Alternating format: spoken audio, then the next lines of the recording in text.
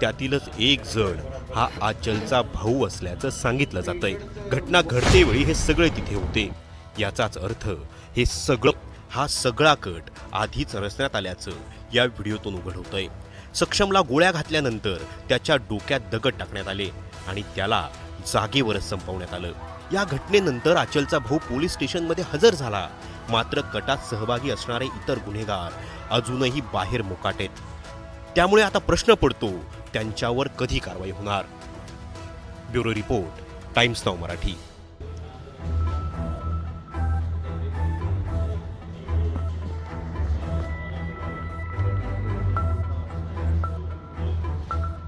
तितक्यात एक काळा शर्ट घातलेला मुलगाही तिथे चालत येतो।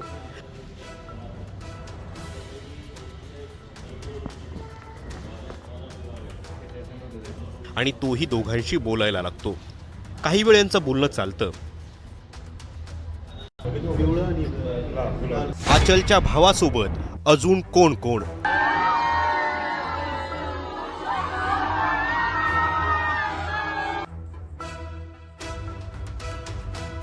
तीन जण बाहेर थांबले, हा आत जाऊन मारून आला।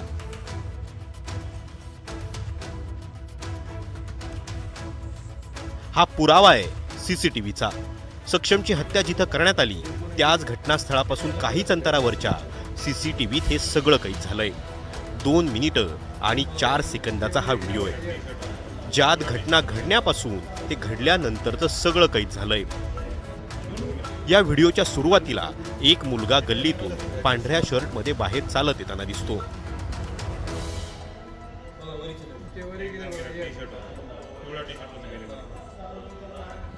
बाहेर येऊन तो थांबतो।